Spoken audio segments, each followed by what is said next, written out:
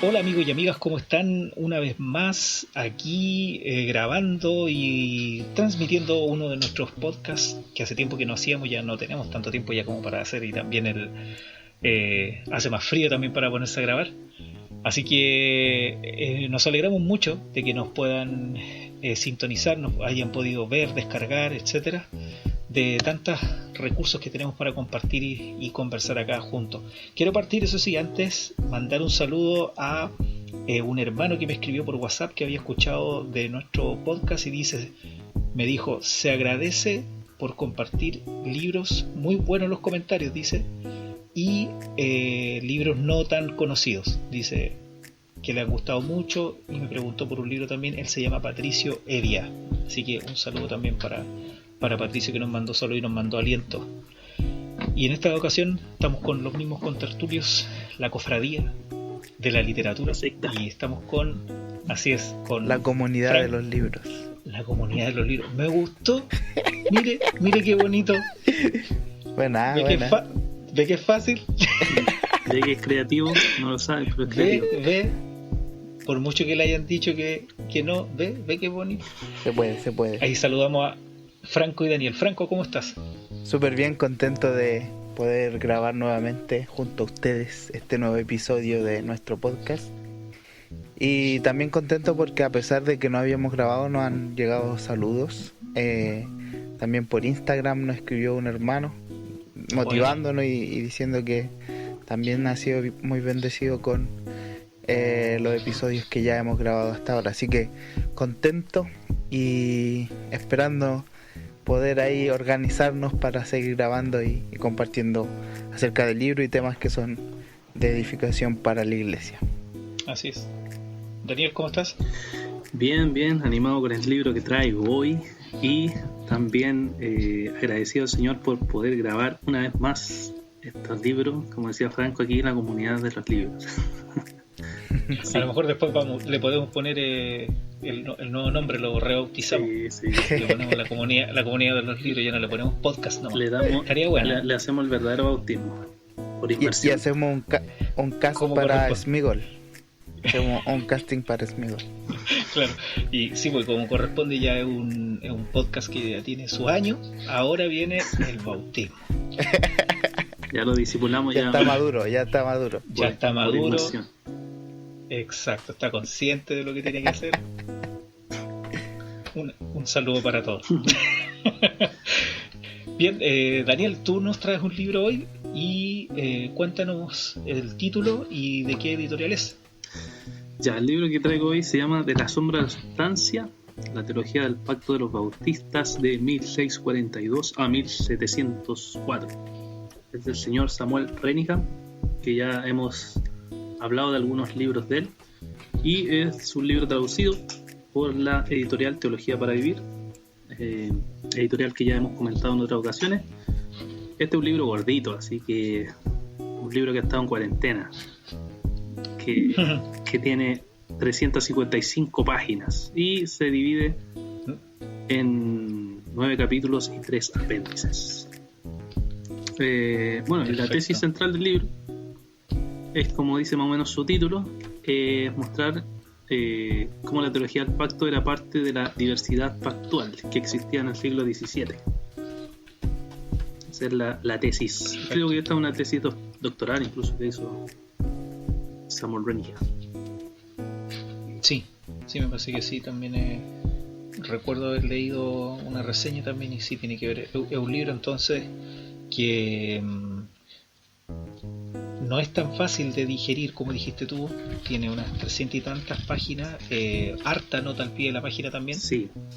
Y bueno, cuéntanos un poquito, aunque ya hemos hablado del pastor Renihan, de dónde es, tal vez su estudio. Bueno, tenemos aquí en el mismo libro, al final sale un poco sobre el autor. Dice que estudió en la Universidad de California, estudió en seminario en Westminster y en la Universidad Libre de Ámsterdam, un PhD. Doctorado, claro. Es profesor de teología y historia en el seminario del Pacto Bautista y es pastor de la iglesia reformada Trinity en California. casado. Bautista también. Sí, Bautista reformada. Casado con Kimberly y tiene un hijo. Eso es más o menos su resumen de señor Renihan. Sí, es un chico, o sea, relativamente joven, me da la impresión. Yo he visto algunas prédicas de él, algunos cursos que de repente hay unos videos en redes sociales o en YouTube, y da la impresión de que es bastante joven. Sí, es joven. Y bueno, debe ser, yo creo, la influencia del estudio de bien joven por su padre también, que James Renihan, que igual es bien experto en todo este tema, entonces ahí la motivación. Sí, perfecto. Ya, pues, a ver, abordemos entonces más o menos del libro en sí, la tesis, lo que decías tú, los puntos principales que tal vez más te atrajeron. Ya, sí, claro, no podemos hablar de todo el libro en sí porque es más largo y mucha nota, pero sí más o menos pensar la idea principal. Creo que lo principal, en mi opinión, o por lo menos lo que yo vi importante que no se sabe, yo creo, en español, está como en los primeros capítulos. Lo otro, yo creo que igual algo se ha escuchado a Benjamin Kitch, cierto, de sus textos, se ha escuchado un poquito más, pero el trabajo como bien, o sea, todo es académico, pero las partes como más que más resaltan, yo creo, están en la parte de los primeros capítulos. Ya, el capítulo 1 es como la introducción, ¿ya? Dice igual cosas importantes, como por ejemplo empieza con una breve reseña y dice como en el siglo XIX y XX el estudio de la teología del pacto seguía una teoría que le llamaban las dos tradiciones, que significaba que reducía la teología del pacto a un determinado teólogo o a un dogma y lo ponía como central. Eso era como la idea del estudio de la teología del pacto en los siglos XIX y XX. Pero eso cambió cuando hubo otros teólogos que él nombra, que son, bueno, uno es bien conocido, Richard Muller, lo digo en español porque en inglés se pronuncia más bonito, el cual ha hecho toda una revisión de la fuente y ha concluido que esa tesis era incorrecta. Algunos otros como Lily Birma, que es del seminario Calvin, y Peter Lidbach, que es de Westminster. Ellos reexaminaron la fuente y cuestionaron esta tesis de las dos tradiciones y mostraron que la teología reformada es mucho más diversa de lo que se planteaba anteriormente, ¿ya? Entonces de ahí ya el autor plantea eso, empieza con esa idea, y también dice que uno de los trabajos más importantes de este tema de la unidad y continuidad de la teología del pacto es un trabajo de un autor llamado de Woolsey. Woolsey. Lo pone a nota de pie ahí, Franco ya. Bueno. Entonces pone como de principio, o sea, dice la teología reformada, o la teología del pacto reformada en este caso, es diversa. No es tan simple como generalmente se piensa. O sea, habían diversas posturas sobre cómo, por ejemplo, enumerar los pactos, cuántos pactos habían, cómo se entendía el pacto de obra y el pacto de gracia. Todo eso era bastante diverso. Entonces, en base a eso, el autor, que Renihan, va a hacer la siguiente pregunta, que esta sí la copié porque es las preguntas centrales de su tesis, digamos, de cómo va a ir desarrollando la idea. Dice, le estoy citando aquí, ¿cuál fue la teología del pacto federal de los bautistas particulares? ¿Cómo se comparó y contrastó con los puntos de vista prevalecientes de los escritores paido-bautistas en la tradición reformada? Con el fin de responder a la pregunta de esta investigación, este libro investiga varias subpreguntas. ¿Qué unificó y diversificó la teología del pacto de la tradición reformada? ¿De qué manera la teología del pacto relaciona el pacto de obras y de gracia con los antiguos pactos y nuevos? ¿Cómo la diversidad de la tradición en este punto clarifica las conexiones con la teología particular del pacto bautista? ¿En qué medida la hermenéutica jugó un papel en la diversidad de la teología del pacto reformada, especialmente a lo que se refiere a la tipología, y qué luz arroja esta diversidad sobre la relación de la teología del pacto bautista particular con la tradición reformada? ¿Cuáles fueron los antecedentes históricos y teológicos de los bautistas particulares? ¿Cómo se desarrolló la teología del pacto bautista a lo largo del siglo XVII? ¿Hasta qué punto había unidad y diversidad en la teología del pacto de los mismos bautistas particulares? Esas son las preguntas que va a intentar cómo responder en el libro. Perfecto. Sí, algo quería. Sí. Dale, no, ¿qué? Dispare, Franquito. No, me llama la atención que el capítulo 2, que me imagino donde está ya entrando, se llama Unidad y Diversidad de la Teología del Pacto, que es lo que estabas diciendo, que es lo que él quiere mostrar. Sí.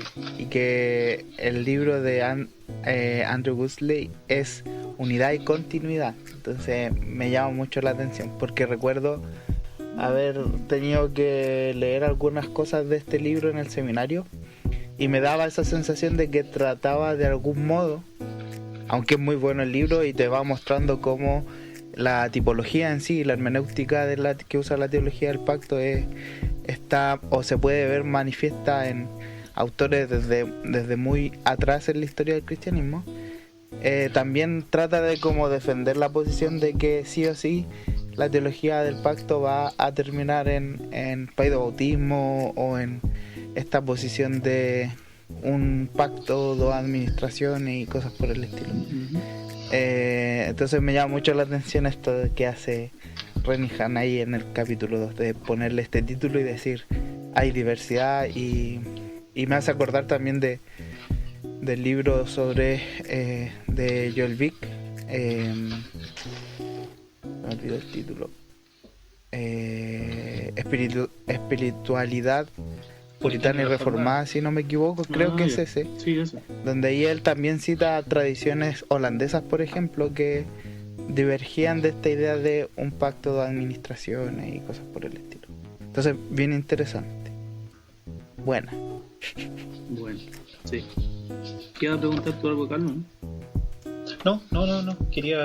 Estoy escuchando también en la conversación que me parecía de que una vez habíamos visto ese libro. Parece que lo habíamos echado un vistazo, me parece, pero me refiero en forma interna. Sí. El de Unity and Continuity. Sí, me parece haberlo. Sí, lo habíamos hablado en algún momento. Había salido en la conversa, creo.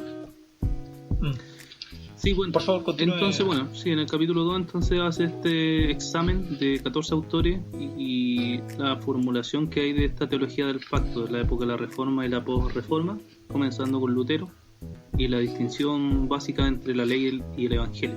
Que de esta distinción básica de ley y Evangelio es que después, con el tiempo, se construye la terminología que conocemos como pacto de obra y pacto de gracia. Pacto de gracia. ¿Ya? De ahí como que sale esta lógica. Algunos le atribuyen el desarrollo de eso a Bullinger. No sé si sale algo de eso. Sí. Dice, de lo que yo leí, no dice que Bullinger fue el primero en usarlo. No, me refiero que él lo desarrolló a partir de lo de Lutero. Ya, sí. Empieza con Bullinger. Con Bullinger, después pasa a Calvino, después pasa a Teodoro Beza. Y dice que ellos usaron la terminología del pacto de la ley y el pacto del Evangelio. Así usaban ellos la terminología. Okay. No se usaba todavía pacto de obra ni pacto de gracia. Entonces después va explicando un poco de cómo los autores fueron mostrando como diversas clasificaciones. Por ejemplo, había uno que se llama Wolfgang Musculus, no sé cómo se dirá en inglés, pero habló del pacto general de la humanidad, que era el pacto de Noé, y un pacto especial con los escogidos, que era en Abraham. Y en este pacto especial de Abraham habían 3 administraciones de una sola sustancia. ¿Cachai? Ándale. Era como, ¿qué onda? Porque la idea de 2 administraciones del pacto de gracia, claro, estaba en Bullinger, en Calvino, y en Beza un poco, pero dice que después hubo otros que diferían más o menos de la idea y empezaron a hablar de otras administraciones en la sustancia. Mira, interesante. Entonces, está o sea, esta parte primera es teológico-histórica. Sí, teológica histórica. Ahí va mostrando como la unidad, la mayoría obviamente tenía la idea de las 2 administraciones, pero habían gente que difería y hacía otros tipos de administraciones, y ahí están discutiendo. Y después más adelante va a hablar de otros que empiezan a usar la tipología. ¿Ya?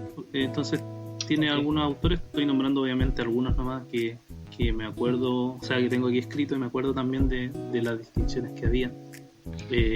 Había otro que se llama Caspar Olevianus, argumentó que existía un pacto de la naturaleza que fue hecho con Adán y destruido por el pecado, y un pacto legal, que es el Decálogo, que revivía el pacto de la naturaleza y que ambos pactos contrastaban con el pacto del Evangelio. Había las mezclas. Sí, por eso bien cercano también al a la conclusión bautista. Sí, pues, sí. Incluso esa es la idea o sea, es mostrar la diversidad y mostrar que en verdad los bautistas dependieron de otras personas. No es que ellos hayan inventado la rueda, sino que dependieron. Claro. Y uno de los principales que dependieron fueron, en verdad, dos. Uno era John Cameron, que se llama, que el que hizo distinciones más finas entre lo que él llamó pacto absoluto o pacto incondicional. Y ahí ya él entra igual bien fino a hacer una división súper compleja de un pacto hipotético. Como que igual hay que leerlo como bien despacio respecto a la idea. Pero lo que él usó, que iba a ser usado por los bautistas hartos, fue el tema de tipo-antitipo. Él fue el que empezó a introducir los conceptos que iban a usar los bautistas particulares, el tipo y el antitipo. Y vio el pacto de gracia también como prometido y promulgado un poco.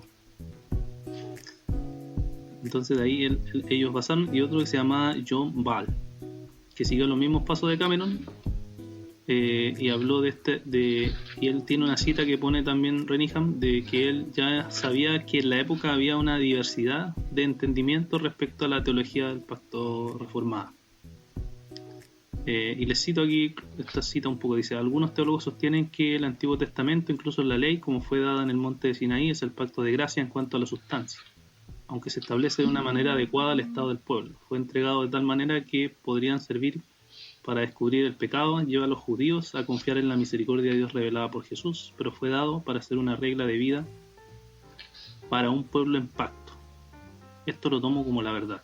Después dice: algunos hacen el Antiguo y Nuevo Testamento como el pacto de obras y la gracia opuesto en sustancia y tipo, no solo en grado.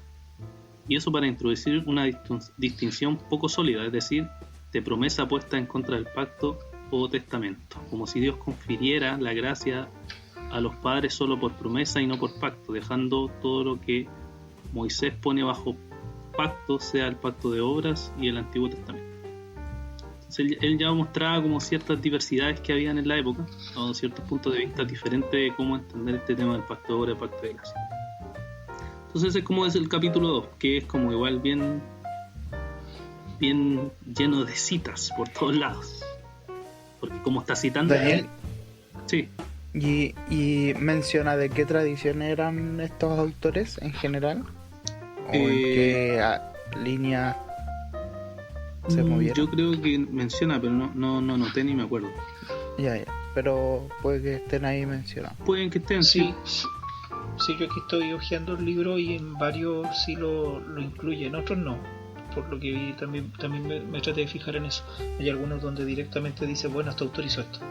Claro, sí. Pero también a veces en el mismo desarrollo, ahí tú cachai como para dónde va el autor. Claro. Entonces lo que hicieron en el fondo después los que van a seguir en el capítulo 3 es recoger como esta formulación de Cameron, de Ball, y van a empezar a usar la tipología especialmente. ¿Ya? Y en el capítulo 3, que le llama el periodo pionero, que igual conocí bautistas que ni conocía, pues eso fue muy genial. Pues se llama pionero, fueron los primeros que agarraron esta diversidad o la idea de la tipología y la empezaron como a desarrollar. ¿Ya? Perfecto. Bueno, hay que recordar, y eso igual lo hace el autor harto, que muchos de los tratados bautistas no eran sistemáticos, sino que eran polémicos. Y hay que entender el contexto, okay. ¿Ya? Entonces, eso dice, nunca hay que esperar que el tratado vaya a abordar todos los detalles, no. Incluso el que más se acerca a un sistemático fue el de Nehemiah Cox. Que es posterior a estos que están aquí. Posterior, pues claro, ellos después, estos pioneros no estaban todavía. Entonces, nombra a tres que, o sea, uno creo que conocía a estos tres. Ah, sí, el segundo. El primero no lo ubicaba, que dice el primero que era André Ritter. No sé cómo se dirá esto, pero sí. Le pongo chamuyo. ¿Ah? Bueno, él escribe un tratado que se llama Sobre la vanidad del bautismo infantil, bien suave, como para abrazarse. Ya, en él ataca obviamente la idea del bautismo, pero ahí está la idea de la regeneración bautismal, que estaba más en la iglesia de Inglaterra. Ya, entonces él ataca esa idea un poco, usando incluso los mismos 39 artículos de la religión, dicen, que cita y les dice, oye, es contradictorio lo que usted afirma. ¿Ya? Entonces le empieza a mostrar sus contradicciones. Después en ese tratado, en la segunda parte, responde a argumentos paido-bautistas, como el famoso Hechos 2:39, su hijo y la promesa. El famoso 1 Corintios 7:14, donde se dice que el hijo es santo por los padres, los bautizos en las casas, y todos esos argumentos que generalmente se usa de parte de los hermanos paidos. Y entonces él escribe sobre el pacto de Abraham, usando un poco de la tipología. Dice aquí, a ver, aquí la tengo anotado, dice: y por tanto, aunque el pacto y las promesas fueron hechas a Abraham y a su simiente, la consecuencia no se infiere de que el pacto es igualmente hecho con todos los creyentes y su simiente, porque los creyentes son únicamente la simiente y la simiente solamente, y ninguno de ellos, un padre en el sentido del Evangelio, ni ninguno otro, excepto solamente Abraham, a quien y su simiente el pacto y las promesas son hechas. Entonces una visión, ¿cierto?, de tipológica. Okay. Y aquí dice, por eso podemos ver en gran parte el grave error de todos, que confunden estos dos pactos de la ley y el evangelio, que hacen a ambos como uno en sustancia y diferentes solo en circunstancias, como en administración o en grados, uno de más oscuro, el otro más claro, mientras que en efecto no son menos diferentes que lo antiguo y lo nuevo, las obras y la fe, la naturaleza y la gracia, que la administración de la condenación y la administración de la justicia. Entonces ahí ya nuestro amigo se va directo a la esencia de la discusión, claro, que es el tema de cómo se entiende la ley y el evangelio, el tema de la sustancia. Oye, sí, me llama la atención también bueno, aquí estamos hablando del contexto. Esto debe ser como el 1600, me imagino, ¿no? Sí, va avanzando como por los años. Yo tengo a ver al muchacho de la fecha aquí. Sí, no está el de Andrew Ritter, sí que estaba viendo están ellos entre el 642 y el 644. Claro. La primera confesión. Así que es que está, claro, eso estaba sacando cuenta. El asunto de la primera confesión y el desarrollo de las primeras congregaciones bautistas también. Claro, ellos son anteriores a los primeros escritos confesionales, porque es el capítulo 4. O ellos fueron parte de la influencia a escribir la primera confesión. Claro. Eran personas que seguramente ya estaban razonando este tema y después participaron de la primera confesión. Bueno, el segundo aquí es John Spilsbury. Ese yo lo conocía por lo menos de nombre. Sabía que tenía un tratado llamado Del sujeto legítimo del bautismo, donde discute nuevamente de forma polémica la formulación paido-bautismo, si es correcta. Aunque lo interesante de él es que él usa la misma terminología de los paidos, que es una sustancia y dos administraciones, pero llega a conclusiones diferentes. Es loco, ¿sí? Como que no se distancia de ello en esa parte.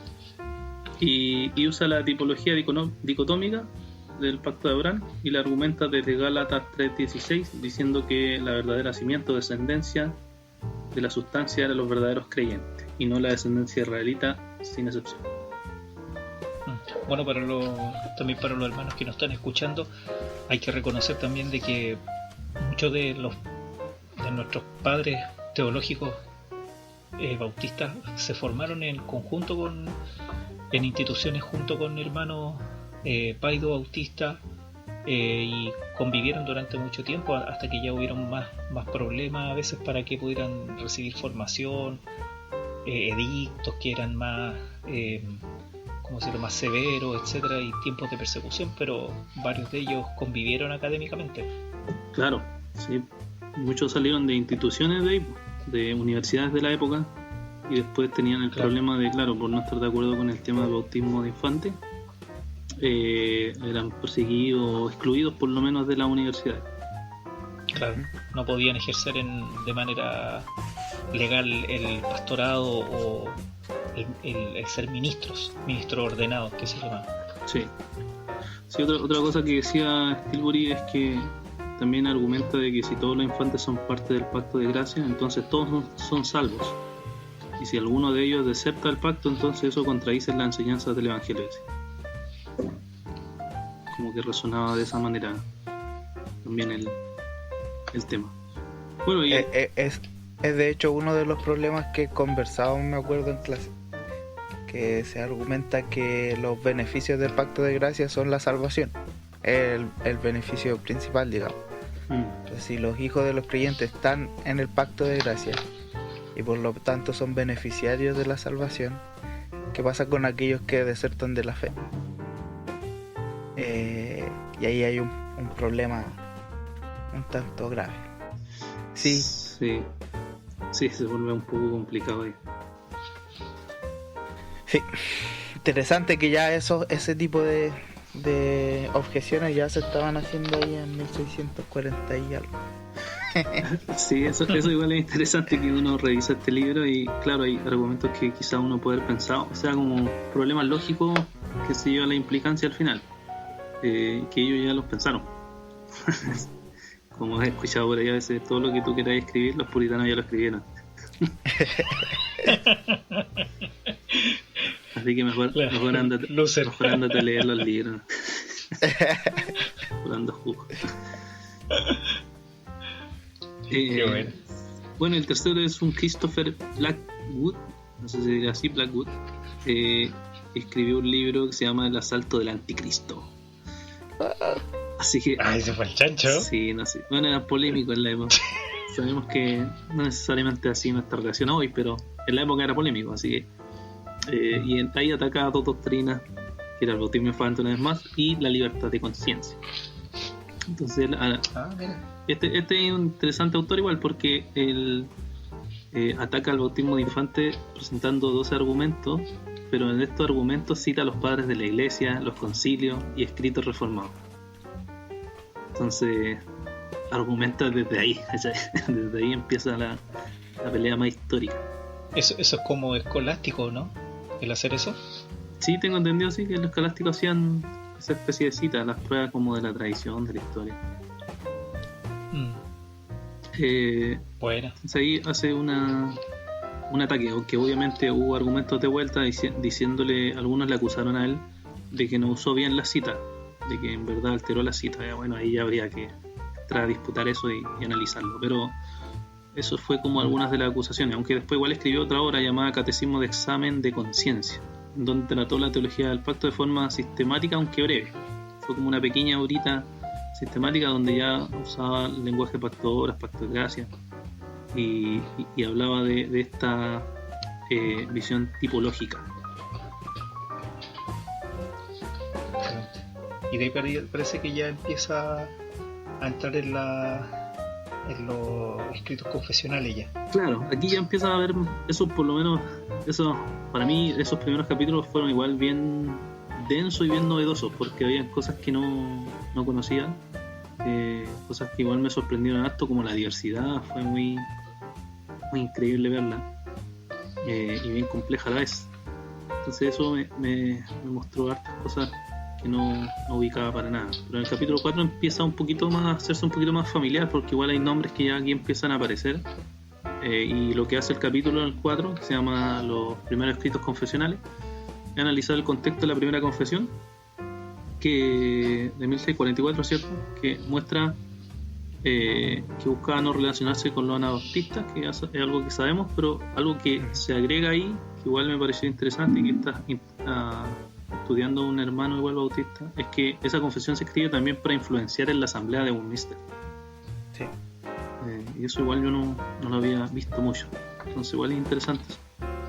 Y habla... De hecho parece que tú una vez, Franco, comentaste de que, no me acuerdo dónde lo habías leído, que parece que esa confesión se entregó en copias, se entregaron antes de entrar a la asamblea de Westminster, ¿no? Sí, la historia cuenta que ellos se pusieron así como afuera de la entrada de la abadía y entregaban las copias a los divinos que estaban participando de la asamblea. para que supieran quién eran ellos, que no eran anabautistas, que creían la mayoría de las doctrinas ortodoxas y que la única distinción que había era el tema de la concepción del bautismo y la forma de gobierno y cosas por el estilo, que tiene que ver con la comprensión diferenciada de la teología del pacto. Fue entrete cuando descubrí eso. Me lo imaginé. Sí, se tenía. Bueno, y habla un poco de la fuente en la que se basó esta confesión, que generalmente está basada en la médula de teología de William Ames, en la confesión verdadera, que es una confesión que ve en la época de 1546. Y eso, y reflexiones quizás que igual agregaron los hermanos bautistas. Y habla de que hubo 3 líderes bautistas importantes de la época: Benjamin Kitch, William Kiffen y Hansen Knowles. Y ahí cuenta una parte igual interesante, que ellos habían organizado un debate con un paido bautista llamado Edmund Calamy, y ese debate que se iba a realizar, se estaban juntando las personas, se iban a reunir para hacer el debate, no se pudo llevar a cabo porque se corrió el rumor de que los bautistas iban a llevar armas para asesinarlo. Qué violento estos bautistas. Son muy choros. Muy choros a la bola. Y así que no se pudo realizar el debate. Así que, ¿qué hicieron estos traductores? Publicaron una como declaración donde exponían lo que ellos creían, lo que ellos entendían sobre el tema del pacto que iba a ser el debate. Y aquí hay una cita igual que tengo, dice: ellos dicen, solo deben ser bautizados aquellos que son considerados la simiente de Abraham, ya sea según la carne o según la fe, pero ninguno de los infantes de los gentiles creyentes considerados simientes de Abraham, ya sea según la carne o según la fe, por tanto no deben ser bautizados. Yo creo que les copié esa cita un día. Sí. Sí. O sea, es como la forma de razonar que estaban como... Ahora entiendo el contexto. Claro, ahora entiendo el contexto. Sí, vos, está claro. Ahí calza. Ahora sí me calza. Claro. Ellos están poniendo un supuesto. Que si nosotros creyésemos en la continuidad plena del pacto, es decir, es una misma sustancia, el bautismo sería aplicado sobre la simiente de Abraham, que son los hijos carnales o los israelitas y los hijos espirituales, no los hijos carnales de los hijos espirituales. Yeah. Está bueno, sí, está buena la objeción, me gustó. Sí, ven que tenía sentido. No era tan hereje. No, pero dije la cosa. Y yo cuando la vi así, no dije, vamos a ir busquemos judíos para bautizar. Claro, la implicancia que salió. Bueno, Pero eso sí, es pues la implicancia de creer en la continuidad del pacto. Buena, sí. Me gustó. Sí. Eso más o menos de este capítulo. Después igual hay otros autores, pero no sobresalen tanto, más importantes como la declaración que ellos hicieron. Ahí en el capítulo obviamente van a encontrar más detalle de esas declaraciones. Después ya el 5, capítulo que se llama Segundo Rey y Confesiones, en donde habla de un bautista general que se llama Edward Hutchinson, el cual escribe un libro igual bien interesante, que él se imagina, y este es uno de los únicos libros no polémicos de la época. En el libro él se imagina un diálogo entre un paido y un bautista para discutir el tema de la teología del pacto, y va relatando en su libro cómo va como respondiendo a la objeción del paido y a la vez mostrando cuál era la teología que los bautistas afirmaban. Y él, es importante porque fue el primero en usar a John Owen para mostrar que veía que veía la misma visión de los bautistas respecto a que el pacto no era solo un tema de administración, sino que era un tema de sustancia también. Claro. Entonces dice, y aquí le citan unas palabras, dice, está refiriéndose a Owen, dice: hasta ahora este hombre erudito, cuyas palabras no necesitan comentario ni necesitamos sacar alguna inferencia, sino que recita sus palabras de manera sencilla, que son a la vez perspicaces y ortodoxas, evidencia clara y plenamente nuestra posición, que los creyentes son únicamente los hijos de Abraham y nadie más que ellos participan del pacto hecho en él. Entonces ahí cita a nuestro amigo Owen. John Owen. Oh, Sí, fue el primero bautista y un general, no fue particular. Sí, Eso también Mira. eso te iba a decir. Un tema importante a destacar, que los generales también creían en la teología del pacto. O sea, no eran de 5 puntos, digamos, o no creían los 5 puntos del calvinismo, pero seguían compartiendo la teología del pacto con los particulares, que era Sí, la es. teología que se estaba desarrollando en la época. Claro. Pulento. Sí, en eso súper. estaban unidos. ¿Se imaginan una unión en eso? Maravilloso. Bueno, y también relata el contexto de la segunda confesión de 1689, igual no es más familiar, pero nos dice que por un lado trataba de mostrar la ortodoxia, ¿cierto? Porque sabemos que la fuente de la segunda confesión es la confesión de Westminster, la confesión de Saboya. Bueno, y los mismos comentarios de los bautistas siempre, ¿cierto? Entonces estaban ahí, eso fue como un poco de lo que ellos querían mostrar, y por otro lado rechazar las herejías de un bautista que se había desviado, que es famoso por su desvío, Thomas Collier, que empezó a negar la Trinidad y empezó a influenciar con la herejía, y tuvieron que escribir cosas en contra de él, y además la confesión ayudó como a unir a esas iglesias bautistas que estaban recién En Inglaterra. Claro, en Inglaterra formadas, ¿cierto? Entonces, bueno, la teología del pacto bautista se expresa claramente ahí en el punto 7 de esa confesión, y como les decía, esta idea de la teología del pacto ya venía formada por toda esta tradición, por Cameron, con Val, por los bautistas generales o los bautistas pioneros. Todo esto ya como que era como un argumento que se había acumulado ya y se formula ya en el punto 7. O sea, llega a ese punto ya como formulado. Esto es. Hay porque veo aquí en el índice que tiene como punteado dentro de la confesión pacto de obras y pacto de gracia, y recuerdo que se hacía una crítica porque la confesión de Londres no tiene un capítulo o no menciona de manera explícita el pacto de obras. Entonces aquí ayuda a Renihan a ver cómo se comprendía en la época y que sí está incluido, porque recuerdo que Pascal, él lo muestra en esas clases Sí. que están en la página. Él muestra que en realidad sí, siempre estuvo en la conciencia de los bautistas, al hablar del pacto de Dios, tener siempre presente el pacto de obra. Está ahí, me imagino. Sí, está ahí. Ya está ahí, argumenta eso igual para ver la unidad. Generalmente, y hace no mucho tiempo leí por ahí un escrito de un hermano que empezaba argumentando de esa manera, diciendo que los bautistas no tenían la idea pactual en la primera confesión, lo cual no es cierto.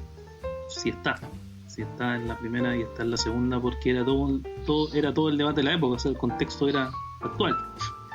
Entonces todos creían en eso, no había, si quieren ponerlo, dispensacionalismo en la época, no había pura teología del pacto. Solo que había diferencia en cómo formularla, en detalle, en cómo entenderla, en eso, pero todos compartían la teología del pacto. Bueno, ya después de los otros capítulos empiezan como los más conocidos. John Owen, hay un capítulo dedicado a John Owen donde explica el desarrollo y la diversidad de Owen mismo en la tradición reformada, en donde como él formula la idea del pacto de forma diferente, como que entra a picar un poquito más en Owen. Y el 7 está Nehemiah Cox, que también es conocido. Trata la vida de este pastor y médico, como él fue uno de los únicos o de los pocos que escribieron algo sistemático de la teología del pacto en un libro que se llama Un discurso sobre los pactos que Dios hizo con el hombre antes de la ley, ya que va a salir publicado a futuro, así que no vamos a decir mucho de él. Pero es uno de los buenos libros que van a ver de la teología del pacto. Y el 8 trata de la segunda generación de escritores bautistas confesionales, y ahí pone 1680 a 1704, ya como terminando, como el último capítulo, el penúltimo, porque el último ya es como la conclusión. Y pone a algunos bautistas que tampoco conocía, como Philip Carey, que no tenía ni idea quién es, fue un bautista de la época que disputó el tema del bautismo también, con un doctor de la época, tuvieron un debate, y también escribió una obra llamada Un llamado solemne, en donde lo interesante de él es que él discutió con John Flyer, discutieron sobre la teología del pacto. Y eso, dice Renihan, que eso igual da luces más o menos de lo que se entendía. Según Renihan, me acuerdo que ahí decía que John Flavel como que mostraba que no había habido tanta diversidad, o como que da esa sensación, porque ignora a Cameron, no cita como a Cameron, que es uno de los que influenció harto en la tipología y todo eso. Entonces igual se ve ahí como un pequeño debate sobre este tema. También está Hércules Collins, que igual es conocido, ¿cierto?, por su catecismo ortodoxo, en donde estaba igual difundiendo la idea de la teología del pacto, y Benjamin Kitch, que también siguió la misma tradición pactual bautista. La única diferencia ahí es que Kitch rechazó el pacto de redención. Escribió el pacto de obra, pacto de gracia, pero rechazó la idea de pacto de redención. Eso es como igual algo interesante. Por lo que yo he leído en, creo que una obra de Wilson Porte, Kitch entendía el pacto de redención como el pacto de gracia, hacía como un símil. Exacto. Sí, Entonces, eso de hecho no argumentaba sobre el pacto en la eternidad como lo entendemos. no, para él me parece, yo algo también leí en ese libro que me obsequiaron de la biografía de él, que sí lo veía como, no sé si eran símil o era, todo eso comprendía el pacto de gracia, tanto el pacto de redención, pero sí me parece que no se metía mucho en eso. Sí, es como dice Franco, él lo veía junto, no había necesidad de argumentar algo aparte. Bueno, el capítulo 9, el último, en donde llega a la conclusión Renihan, que se llama La teología pactual de los bautistas y la tradición reformada, donde hace un resumen de todos los capítulos más o menos tratados, los argumentos tratados, y concluye diciendo más o menos que los bautistas particulares comparten la unidad y la raíz de la teología pactual reformada. Por tanto, encajan bien dentro de la diversidad reformada en este punto de la teología del pacto. Así que esa es más o menos la idea. Buen libro, extenso, histórico. Buena pega. Cabezón. Bueno, buen libro. Lo disfruté leyendo y aprendiendo un montón. De harto. Sí. Ahora, dentro de las publicaciones que nosotros conocemos de teología del pacto, más o menos, ¿dónde lo pondrías ya en un... No me refiero de calidad, sino que en el sentido de complejidad? Estaría ya más o menos como en tercera lectura, más o menos tú lo pondrías, que a lo mejor las personas partieran con otro tipo de libro y este sería como una tercera lectura. Sí, pues sí, yo recomendaría que empiecen, no sé, pues con el... Si quieres ver visión histórica, quizás Pascal puede ser para empezar. Si quieres bíblica, el misterio, el de Renihan, el misterio, ¿cómo se llama? El misterio de Cristo, su pacto y su reino. Es en bíblica. Qué libro, es muy bueno porque es pastoral, muy... Sí. Entonces, para empezar, ese yo diría para los dos lados. Pero si tú quieres, por ejemplo, ya más denso, claro, este es el último. Porque es denso. Claro, si quieres enterarse de fuentes primarias y esas cosas. Eso, claro. Es complejo, no es un libro simple. Entonces requiere sentarse, requiere un cierto conocimiento ya igual de la terminología, porque no te va a estar explicando. Ya da por sentado que tú sabes quién son los que son. Entonces entraría en uno de libro académico, nivel alto, se puede decir, no sé cómo se diría. Claro, sí, no, hermano, por todo lo que tú nos compartiste. Oye, extraordinario, sí, que invitamos a todos los hermanos también de que puedan buscarlo con nuestros hermanos de Teología para Vivir, que luego no vamos a hacer tanto spoiler, pero les decimos que vamos a tener sorpresas también, así que para los que nos siguen en el podcast, no dejen de escuchar los podcasts porque vamos a tener noticias. Atento, pero lo vamos a decir por los podcasts, no lo vamos a decir por otro medio, así que los que nos siguen van a poderse ver beneficiados. Así que gracias, Daniel, te pasaste, nos entusiasmaste una vez más con el libro y esperamos también que para nuestros hermanos hayan sido de bendición. No sé si quieres agregar algo más, Franco, tú. Sí, me gustó el libro mucho, sobre todo porque aun cuando vemos que hay tratados polémicos y todo el tema en aquellas épocas de tensión y de desarrollo de la teología, nos da mucha luz en cuanto a la catolicidad, a la universalidad o a la unidad que puede haber dentro de la Iglesia de Cristo en su diversidad. Entonces me gusta eso, me gusta esa ir descubriendo cada vez que estamos todos, aún con nuestras diferencias y nuestras distinciones en ciertos aspectos, la médula es la misma y tiene que ver con esta comprensión de Cristo presente en toda la historia de la redención. Entonces eso me gusta, el poder ver históricamente el tema, tener argumentos para conversar y quizás debatir y discutir con aquellos que piensan diferente en estos puntos, pero no llegar y aprender de la historia, no llegar a esos puntos de exclusiones, de persecuciones y cosas por el estilo. Sería muy triste eso. Entonces hacer esa aclaración también para quienes nos están escuchando, que la intención no es reavivar polémica y separarnos, sino que todo lo contrario, como es el propósito del libro, y ya Daniel nos contaba, que es la intención de mostrar la diversidad y cómo todos podemos caminar juntos glorificando a Dios y a Cristo, al Dios Trino en nuestra vida de iglesia. Así que eso, gracias Daniel por leerlo completito y traérnoslo en este episodio. Eso. Ya, pues, Daniel, no sé si quieres cerrar con algunas otras palabras que agregar. No, solo que puedan comprar el libro, los hermanos puedan leerlo. Creo que va a ser, yo sé que puede ser un libro denso para algunas personas, pero vale la pena esforzarse, vale la pena leerlo, vale la pena entrar en estas discusiones, porque al final tiene implicancia igual a la vida práctica de una iglesia, del origen, de comprender de dónde venimos, quiénes somos. Creo que es lo que hemos intentado hacer en Imagen Bautista siempre también, que es buscar la comprensión de quiénes somos, de estudiar el pasado, no para ser iguales que el pasado, sino para poder reflexionar acerca de nuestro presente. Así que eso creo que es muy bueno. Muchas gracias. Ya pues, amigos y amigas, muchas gracias por sintonizarnos, por descargarnos, por escucharnos de diferentes medios que estamos transmitiendo, y estamos atentos a sus comentarios, saludos, y también sigan sintonizando nuestros podcasts. Como ya les avisamos, vamos a tener sorpresas dentro de un tiempito más, con el cual vamos a hacer todo muy bendecidos. Así que Dios les bendiga, nos vemos, hasta pronto.